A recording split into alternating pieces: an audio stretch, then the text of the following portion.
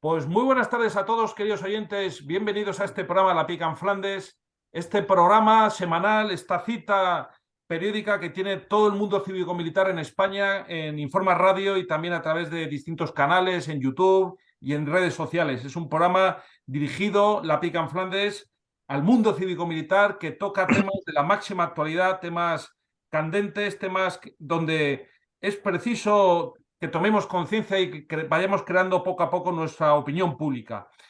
Tenemos una mesa, como siempre, de lujo en la Pica en Flandes, los militares, los veteranos de mayor prestigio, con mayor responsabilidad. Tenemos con nosotros al teniente general don Emilio Pérez Alemán. Muy buenas tardes, mi teniente general. Buenas tardes a todos. Muy buenas tardes, mi teniente general. Y también tenemos con nosotros al general don Juan Cifuentes. Muy buenas tardes, mi general. Buenas tardes, buenas tardes. Muy bien, pues vamos a tratar temas de la máxima actualidad, pero rápidamente permítanos, queridos oyentes, como siempre, honrar nuestra memoria histórica y también democrática, como no puede ser de otra manera, con fechas tan relevantes como en nuestras efemérides de esta semana, el 28 de mayo del año 722, la batalla de Covadonga, muy importante para la Reconquista. Otra fecha importante, 29 de mayo del año 1108, la batalla de Uclés. Otra fecha importante, 27 de mayo del año 1485, la toma de Gaucín, en lo que eran las campañas por la finalización de la Reconquista.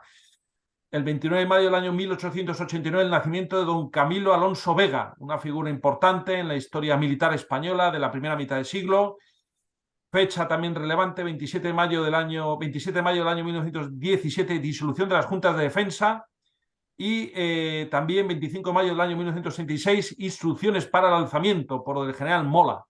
Continuamos con una fecha también en la cual además el teniente general nos va a ampliar y desarrolla esta triste noticia, esta efeméride, pero que no por eso no va a dejar de ser citada y recordada por nosotros, como es el accidente del Jack en Trebisonda el 26 de mayo del año 2003, donde murieron 62 españoles en un aeropuerto, las proximidades del aeropuerto turco de Trebisonda, con un avión que estaba en penosas condiciones, etcétera, etcétera. Un tema verdaderamente doloroso que además, como ya ha pasado en otros programas, siempre he recordado por nuestro teniente general y entrando en lo que es la información y en ese criterio tan importante que tenemos que tener el mundo cívico y militar. Por favor, mi teniente general, adelante. Efectivamente y dolorosamente, el día 26 se cumple una cifra redonda de 20 años de un accidente que desde luego ha sido el más trágico en estos últimos años, por lo menos de nuestra asistencia, de los que aquí hablamos, y por supuesto de los más jóvenes en los ejércitos de España. Y fue aquel 26 de mayo en el que el Yakolev, que regresaba a España de Afganistán con parte del contingente que había efectuado su misión en aquellas tierras, misión complicada y peligrosa, pues ya de regreso a casa, pues el Yakolev que los traía se estrelló, como has dicho, en la efemérides, en las proximidades del aeropuerto de Trebisonda, en Turquía. Fue un día muy triste para todos, todos en general, pero todo aquel que haya ejercido el mando, que se ponga en la piel del que habla, que en aquel momento mandaba la división, y de aquellos 62 soldados españoles, 20 pertenecían al regimiento de ingenieros de esta división Brunetti. Me han preguntado en distintas ocasiones en qué he tenido que atender a la prensa entonces y después, y no hay una fecha comparable de desgracia, de malestar, de lo que sufre un jefe cuando 20 de sus hombres de golpe desaparecen en el momento más inoportuno. No son 20 hombres que habían cumplido una misión perfectamente, una difícil misión, con bastante éxito, por cierto, y que en el regreso, vuelvo a hacer un comentario como he hecho también en otras ocasiones, el avión no sería el más adecuado, la contratación, los pilotos no serían los más perfectos, el momento, no lo sé. Yo aquello lo ignoro y no hago juicios de valor sobre lo que no tengo una información concreta. Eso no dependía en absoluto de mí. Tenía noticias de que había quejas de vuelos anteriores, de que esos aviones estaban en muy malas condiciones, pero eran unas noticias extraoficiales. Lo que sí es cierto, y en eso no puedo callar ni un momento cada vez que sale el tema, fue el comportamiento, así de claro, el comportamiento de los poderes políticos del momento, responsables máximos del Ministerio de Defensa, empezando por el mismo ministro Trillo y acompañado del resto del gobierno, que fue así. Y desgraciadamente, y lo he dicho también varias veces, no lo digo ahora, por algún uniformado del Ministerio de Defensa que se puso más del lado de sus jefes políticos que de sus subordinados. En aquella situación tan dolorosa, la actitud del gobierno pues fue cobarde. Quisieron rápidamente quitarse de en medio aquella desgracia que, por supuesto, la parte contraria de la política, es decir, la oposición en aquel momento, representada por el Partido Socialista especialmente, pues también hicieron sangre de aquella tragedia para arremeter contra lo que hemos comentado antes, que si la contratación del avión, que si el ministerio, etcétera, etcétera. Y, sin embargo, en la atención a las familias directamente afectadas de aquellos que murieron en aquel accidente, pues también fue penosa. Solamente querían, como casi siempre ocurre, y hemos hablado de esto las semanas pasadas, de la gran diferencia que hay entre la mentalidad y la actitud del político y del soldado, pues su actitud fue la de intentar quitarse de en medio rápidamente aquel problema, que durara en la prensa lo menos posible, que no fuera una razón de crítica, y también el evitar el ataque de la oposición política a su actuación. ¿Todo eso en qué se tradujo? Pues se tradujo en una desatención francamente indigna, así de claro, de esas autoridades que así actuaron frente al dolor y a la tragedia que estaban viviendo los familiares y compañeros directos y sus jefes directos de los que habían fallecido en aquel accidente. Muestra de aquello fue el la rápida repatriación de los cadáveres después de un accidente de esa categoría, que quedaron esparcidos por el monte de Trebisonda, todos los cadáveres descuartizados prácticamente, pues se mandaron allí a 3 médicos, que no eran ni forenses siquiera, a hacer un reconocimiento e identificación de los cadáveres, y en menos de 48 horas, después de lo que debió encontrarse allí, pues ya estaban todos identificados, todos perfectamente situados en su féretro, y traerlos directamente a España para rápidamente hacer un funeral y quitarse, y nunca mejor dicho, el muerto de encima, intentar que rápidamente cubriera la tierra no solamente los cuerpos de nuestros compañeros, sino también sus vergüenzas. En esa situación, pues 3 ejemplos, y no quiero tampoco repetir, porque cada año es un auténtico calvario el que yo me siento padecer recordando aquel día. Pues empiezo por hacer una especie de secuencia de cómo fue.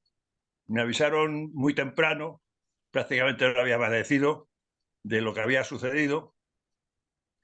Como es lógico, me incorporé a mi despacho de la división y nada más entrar, también sin salir el sol, recibí la llamada del general Geme diciendo que el ministro se iba a dirigir hacia Turquía desde Torrejón y que tendría interés en que yo pudiera tomar ese avión para acompañar al ministro y tener un testigo de presencial de confianza. Eso me dijo a mí el Geme, así lo hice. Yo creo que jamás por tierra se ha llegado tan pronto desde Burgos a Torrejón con tal de coger el avión aquel. El caso es que llegué con tiempo suficiente, entré en la sala de autoridades donde estaba esperando para coger el avión el ministro y sus acompañantes y bueno, recuerdo la cara del ministro cuando me vio aparecer por allí.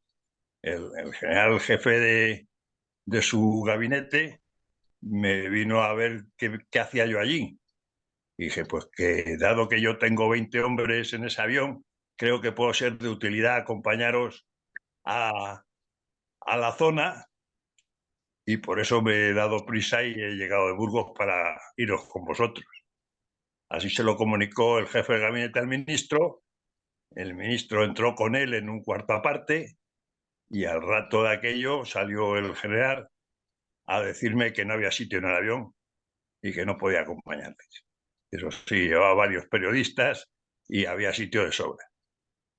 En fin, ante esa situación, como no me podía meter de polizón, pues me volví a Burgos y la siguiente escena fue acompañar al coronel del regimiento y junto al pater de la división repartirme durante toda la tarde el recorrer y visitar a cada una por una, las familias de aquellos que habían caído en el avión.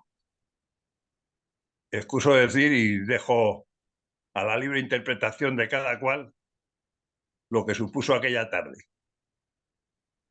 En fin, después de aquello, en 48 horas, voy a decir, como antes, se repatriaron los cadáveres en féretros individualizados, perfectamente cerrados por razones sanitarias que no se podían abrir, y llegaron a Torrejón, donde se hizo un funeral de Estado, que asistieron sus majestades.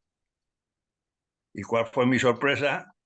Cuando la pretensión era, desde el avión que los traía, sacarlos, hacer una cadena, ir pasando los féretros de mano en mano hasta colocarlos sobre los túmulos donde iban a quedar los féretros para el funeral.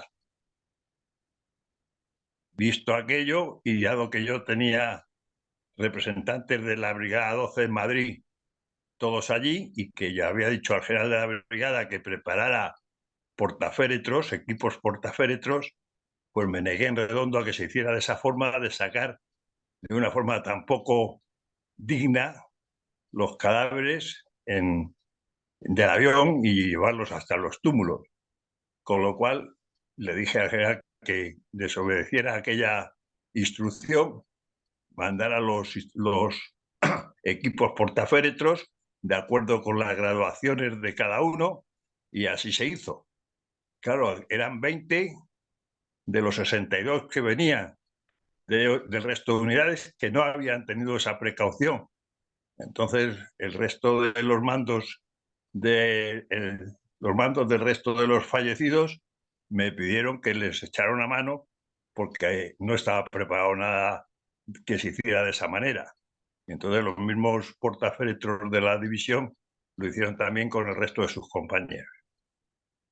Con esto quiero decir que la actuación fue muy penosa, el dolor, que ya fue suficiente con el fallecimiento de los que sufrieron la pérdida, pues se incrementó muy mucho por el trato que recibieron y la falta de atención digna a los caídos en aquel accidente. Después hubo mucho más detalles que no voy a revelar ahora porque es muy largo y sería demasiado penoso, pero quiero decir con esto que el recuerdo y el dolor de aquellos días no se olvidan y yo creo que no se me olvidarán jamás. Pero queda de hecho así como un testimonio más público en general a través de la radio que en otras declaraciones que han sido más limitadas a prensa escrita o entrevistas más cortas. Y ese sentimiento que en estos días tengo, pues lo he querido trasladar a todos nuestros oyentes y a vosotros también. Nada más. Muchísimas gracias, mi teniente general, por el testimonio y estas vivencias tan intensas, ¿no? Cedo la palabra al general Cifuentes por si quiere comentar algo, mi general. Bueno, la verdad es que te quedas impresionado de escucharlo de nuevo, mi general. Pues lo siento mucho, que estés reviviendo ahora de nuevo algo que seguro que fue inolvidable, porque fue traumático. Yo estaba en el Ministerio de Defensa, en la Dirección General de Política de Defensa, donde una de sus áreas pues tuvo responsabilidad en la evacuación de los fallecidos. No estoy seguro si era alguno de los últimos aviones. Yo creo que me parece que era por la especialidad de los fallecidos, ¿no? Casi todos de ingenieros. Yo no sé si era de las últimas rotaciones, a lo mejor el general se acuerda. Y luego, dado que quizás me parece que el fallecido de mayor graduación era comandante o teniente coronel. No sé si era de las últimas rotaciones los de ingenieros, ¿no? Que estaban cerrando misión. Efectivamente fue el teniente coronel Solar, José Ramón Solar, que había ido al mando de la unidad de ingenieros que aportó a aquel contingente la división y era el que cerraba la misión en aquel momento. Vamos, había terminado el relevo y había finalizado el relevo y regresaba con lo que quedaba allí. Venía también el comandante Ripollés, venían dos hermanos Maldonado, uno teniente y otro sargento del regimiento, en fin, así hasta 20. Fue tremendo. Venía también un representante del Estado Mayor del Ejército que había ido como oficial de prensa a la misión. Venía también muchos oficiales de aviación del mando de transporte aéreo, de los que habían participado en los relevos. Y en fin, que hasta 62, pues es un número muy grande. Y luego, pues a posteriori, pues el ministro de Defensa Trillo, pues ni dimitió, ni tampoco lo cesó el presidente Aznar. Hubo ahí que lo dejó el cargo y me voy de embajador a Londres, en fin, también no sé a qué, pero bueno, fue de embajador y estuvo ahí un tiempo y luego volvió. El caso es que el, se diluyó el homenaje a aquellos hombres y poco a poco se ha ido olvidando, cuando ha sido el número de bajas en un mismo acto más grande que ha tenido las Fuerzas Armadas españolas. Pues sí. Porque era tremendo que no se haga ni una sola mención en las inmediaciones que es del Día de las Fuerzas Armadas, que se celebra, como todos sabéis, el día 30, pues yo creo que era una razón para que todos los días, a partir de entonces, que se celebre el Día de las Fuerzas Armadas, todos los Claro, años, recuerdo. Claro, sea motivo de tener un recuerdo para ellos. sin Se duda. dejó un pequeño monumento en el patio previo a la entrada al cuartel general del aire, en Moncloa. Ahí hay un monumento que las personas pasan por allí y no saben ni lo que es. Es Y ahí, una... mi general, debes saber, mi general, que En Zaragoza hay un monumento dedicado a los fallecidos y nuestros hermanos del Ejército del Aire hacen también de vez en cuando, periódicamente mantienen el recuerdo de... Sí, sí, en la base del Ciscampeador de Burgos, en donde está el regimiento de ingenieros, que era de la división, el regimiento de ingenieros número 1, ahí hay también un memorial, es una lápida vertical con el nombre de todos, de los 20 fallecidos, y ahí he asistido yo también posteriormente, pero de una forma íntima, en el regimiento, de todos los aniversarios, pues se celebra una misa y se hace un responso y ahí se reúnen las familias. Pero que yo creo que debía ser, aprovechando el Día de las Fuerzas Que Armadas, sí, que tienes razón, tienes razón. un acto de recuerdo especial. Hay muchos caídos y todos tienen la misma consideración y se hace dentro ese acto a los caídos el Día de las Fuerzas Armadas que comprenden a todos. Pero este acto concreto que se hizo durante un par de años o 3, exclusivamente, luego ya se ha ido olvidando y vuelvo a repetir que el soldado no es así una persona que se le recuerde posteriormente. Vamos a tener también dentro de unos días, a 1 de junio, el aniversario de los héroes del Valer, que también es otra cosa que va desapareciendo y vamos, a alguno de aquellos héroes hasta le han quitado el monumento que tenían en su pueblo. En fin, somos así de desagradecidos con los soldados, pero los soldados estamos acostumbrados a eso. No tenemos necesidad de homenajes. Lo que sí que recuerdo fue el malestar del trato a las familias por parte de la Dirección General de Política de Defensa, el mando político entonces, pero una frialdad absoluta, una cosa increíble. Tremendo, fue tremendo y dio lugar a mucha discusión, que vamos a llamarla desigual, porque no se está al mismo nivel en una discusión entre un ministro y un general de división. No es equivalente en lo que pesa uno y lo que pesa otro. Y ya se sabe lo que ocurre cuando el que pesa menos, a dónde acaba. Pero bueno, la cuestión es que hubo poca actitud fuerte y contundente para evitar que en aquellos momentos se tratara con total indignidad a las familias. Porque luego hay muchos detalles que no es cuestión de estar aquí rememorando, pero vamos, prefiero no hablar de ello. Primó la rapidez en cerrar este capítulo que en el homenaje, ¿no? Así es. O sea, unos por quitarse de en medio cuanto antes y los otros por intentar sacar tajada del fallo que habían tenido los otros.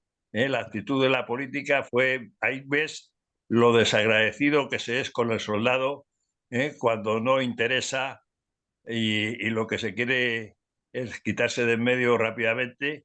Ahora, cuando hay que pedirle algo y que dé hasta la vida, entonces no se escatima tiempo. Así es. Pues ahí queda ese importante recuerdo y tenemos que agradecer desde la Pica en Flandes al teniente general Pérez Alemán, pues ese recordatorio año a año. Siempre hemos tenido un especial a este respecto y es fundamentalmente gracias a él y se lo agradecemos de todo corazón. Yo simplemente querría recordar, como complemento de esto, que más o menos por aquellas fechas también murieron varias decenas de carabineros italianos. No sé si fue en Irak creo que fue en Irak por un bombazo y hubo un sepelio y un cortejo fúnebre que atravesó toda Roma.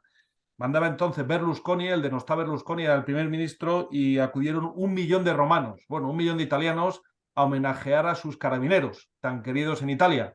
Esa es la diferencia entre una nación y otra. Aquí de tapadillo, de prisa y corriendo, una clase política de un signo de otro completamente, lo voy a decir yo, miserable, mientras que en Italia, pues, en fin, es otro tratamiento y eso nos tiene que hacer reflexionar a la clase política, ¿no? De saber estar a la altura, ¿no? Pues dicho lo cual, nuestro homenaje a la pica en Flandes, a todos los caídos del Jack, sobre todo también a sus familias, y bueno, y que tengan el cariño y el calor de los veteranos de la pica en Flandes, como en su momento lo tuvieron de nuestro teniente general Pérez Alemán, que supo estar con ellos en el dolor y defendiendo también su legítimo derecho a al menos un funeral lo más digno posible. Muchas gracias, mi teniente general.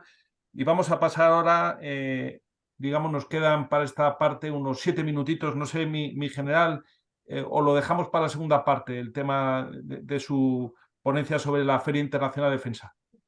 Bueno, no sé, puedo, si quieres, comentar algo Perfecto. y Y luego seguimos. luego continuar. Adelante, mi general, por favor.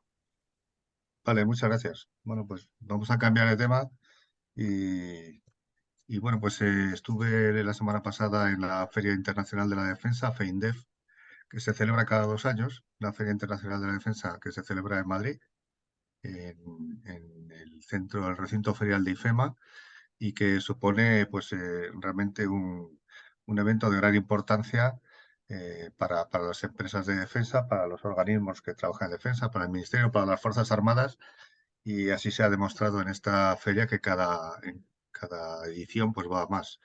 Antes se llamaba de otra forma, ahora estamos ante la tercera edición y la tercera edición en el nuevo formato, por así decirlo, en formato feria de defensa, y creo que ha sido un gran éxito. Me anticipo ya al resumen final. Creo que ha sido un gran éxito y un gran avance en muchos aspectos de colaboración, de relación, de búsqueda de acuerdos, de presentación mm, de sistemas de armas tecnológicamente avanzados, con la idea de que dentro de que no tengamos tanta cantidad en nuestras Fuerzas Armadas, pero que gracias a la tecnología pues tengamos una superioridad en el enfrentamiento que nos siga dando la victoria en caso necesario. Y bueno, pues comento un poco unos aspectos. Puedo comentar, si quieres, Guillermo, la serie de datos y luego pasamos a otros aspectos de la feria más interesantes. Como digo, se ha desarrollado la semana pasada, los días 17, 18 y 19, en IFEMA, y además en un momento pues que podemos llamar clave para Europa, ¿no? Porque está buscando Europa esa necesaria autonomía estratégica común. Pues muy importante este tipo de ferias para poner en contacto a todos aquellos que trabajan en este ámbito. Realmente FINDEF se ha convertido en el foro de referencia del sector de la defensa y seguridad en España. Ahí se presentan innovaciones, se coopera internacionalmente, se comparte conocimiento entre empresas, instituciones, universidades y otros organismos como respuesta global a la seguridad. Y os doy algunos datos. 40.000 metros cuadrados de espacio expositor en los dos pabellones que se habilitaron, el pabellón 8 y el pabellón 10 de IFEMA. Despliegue de más de 500 expositores, o sea, 500 espacios expositores de 20 países distintos. Había prácticamente el 20% de las empresas presentes eran internacionales. 76 delegaciones oficiales de 36 países visitaron la feria, pequeños grupos acompañados por personal del Ministerio. En total se recibió la visita de 25.000 profesionales, del sector, de otros sectores cercanos y próximos y relacionados con la defensa, y se acreditaron más de 200 periodistas. O sea, como veis, una feria de gran importancia y que ha superado las cifras de la edición anterior, en 2021. Desde luego ha tenido un gran apoyo, hay un gran apoyo de instituciones públicas y privadas. Aquí, si no existiera ese apoyo, pues no se podría hacer gran cosa.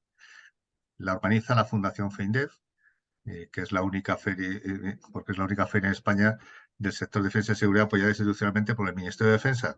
Y entonces se crea esa Fundación FEINDEF para la organización, la búsqueda de relaciones y la preparación de un programa completo de actividades. Los patrocinadores de esta feria no son solamente las empresas grandes, que lo son en su mayor parte, pero también hay otras empresas medianas y pequeñas de suministros, por ejemplo, que participan en el patrocinio. Pero está claro que los patronos de la feria está, sin duda alguna, la asociación TEDAE, es una asociación española de empresas tecnológicas de defensa, seguridad, aeronáutica y espacio, que ese es el significado de sus siglas, una entidad en España que representa 77 grandes empresas asociadas, entre las que está Indra, Airbus, Thales, SPAL, Tecnobit, Hispasat. Imaginaros pues la entidad en volumen de negocio de las empresas que forman TEDAE, que es pues, esta asociación de las más importantes. Además, recibe apoyo de instituciones públicas y privadas.